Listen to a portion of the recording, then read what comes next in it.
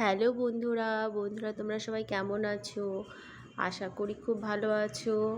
আমিও ভালো আছি।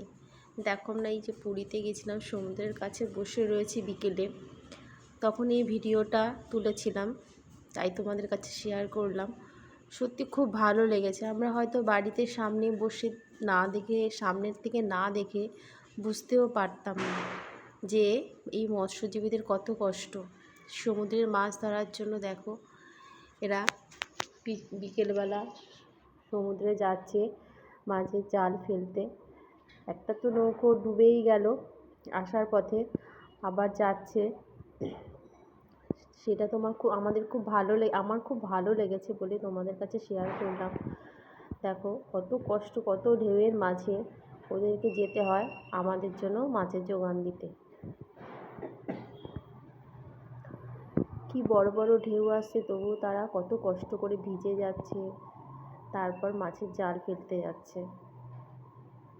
তোমরা সবাই দেখেছো, তবুও আমি শেয়ার করলাম। যারা যারা গেছো তারা তো অবশ্যই দেখেছো, আর যাওনি দেখো কত কষ্ট হয়। আমরা তো মাছ পেয়ে যাচ্ছি, কিন্তু ওদের কতটা কষ্ট হয়। শীত গ্রীষ্ম সব সময় এইভাবে ওদের বিকেলবেলা সকাল খুব ভোরে গিয়ে তোমার মাছ নিয়ে আসতে হয়। এই জাল ফেলতে যাচ্ছে ওরা। দেখো তোমরা ভিডিওটা, আশা করি তোমাদের খুব ভালো লাগবে।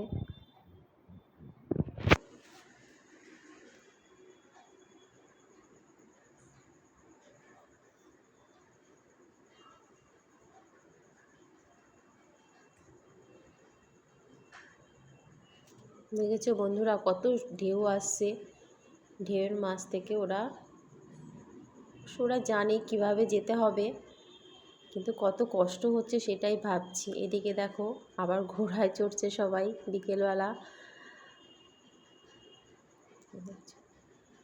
আমার খুব ভালো লেগেছে বন্ধুরা, যে কত কষ্ট হচ্ছে ওদের।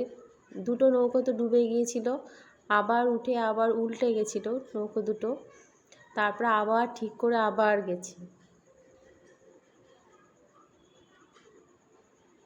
কত বড় বড় ঢেউ আসছে, সব পুরো ভিজে যাচ্ছে। দেখ,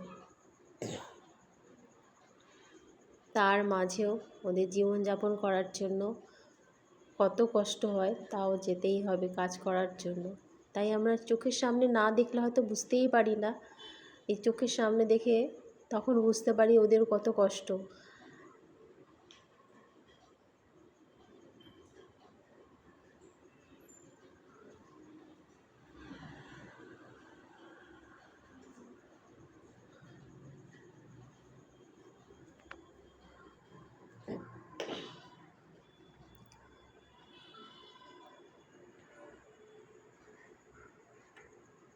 অনেকগুলো নৌকো যাচ্ছিল, গিয়ে ওরা জাল একটা সীমানার মধ্যে আছে, তখন ওদের একটা লাইটের মতন আছে বল, সেইগুলো জ্বালিয়ে দিয়ে আসে। আবার ভোর রাত্রে গিয়ে, শেষ রাত্রে 4টের সময় গিয়ে আবার